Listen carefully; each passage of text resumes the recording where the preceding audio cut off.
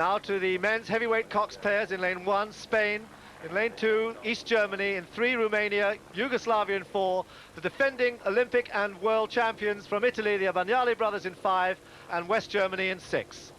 Êtes-vous prêts? Partez! Martin, the Italians, the Abagnale brothers, have had a bad regatta so far.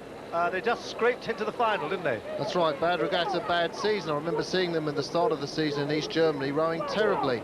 And certainly when they came last in the first heat, nobody would bet on them being in the final. But anybody here has a chance of winning, and certainly don't write the Abagnales off yet.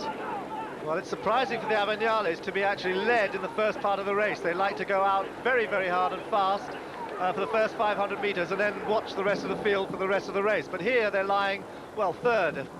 That's right, these Yugoslavian boys, they won a bronze medal last year, and I think they fancy their chances for winning the gold this year, and they realise the only way they're going to do that is by going out and leading the Abagnale brothers, and that's what they've gone to do, blast the Abagnales out.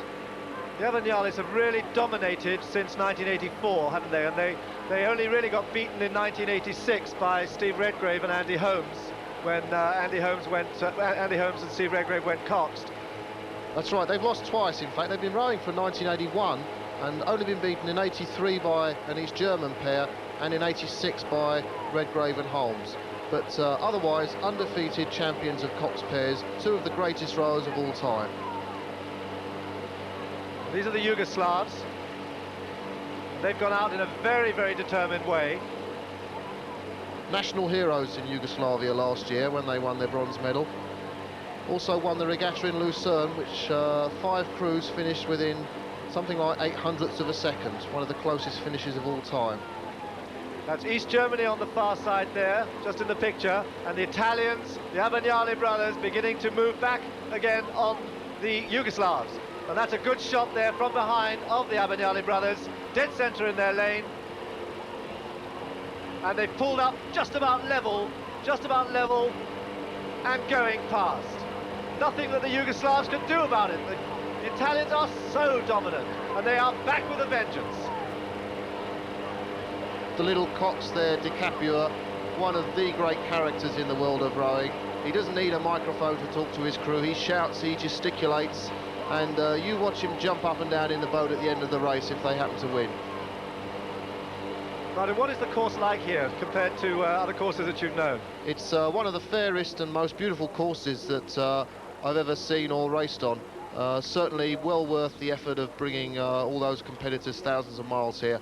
Whatever else, it's a fair course, and you can see that by the standard of racing we're getting here today. And the Abagnale brothers now establishing that lead as they go through the 1,000 metres, and that is a crew to savour, that is a crew to watch. They are so beautifully together, so powerfully together.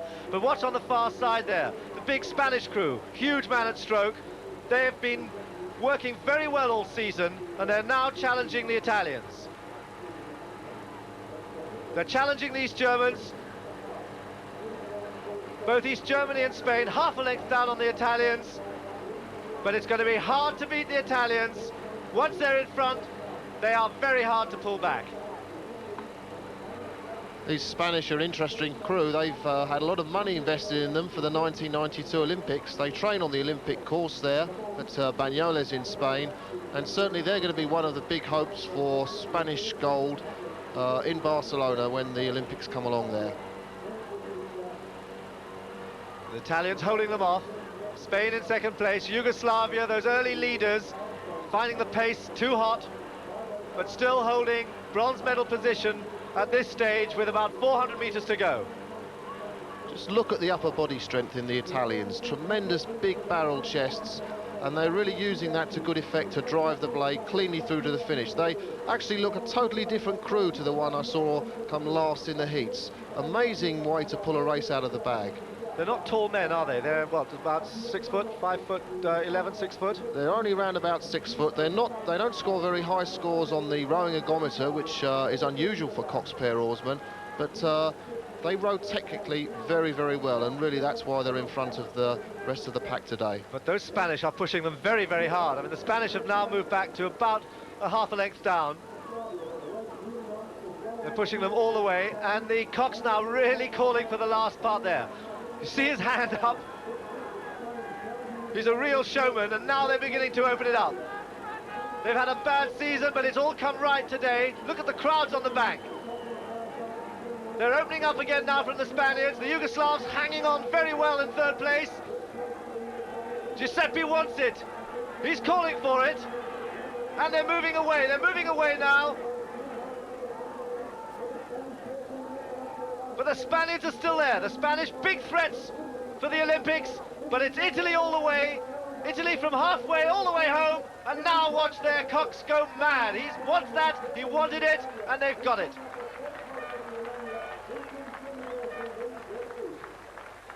It must be relief as well as triumph for him. They've been on top since 1981. A brilliant recovery for the Italians, the Abagnale brothers. So Italy take the title, beating Spain into second place, and Yugoslavia taking the bronze medal. East Germany run out of it in sixth place, nearly 12 seconds behind the winners.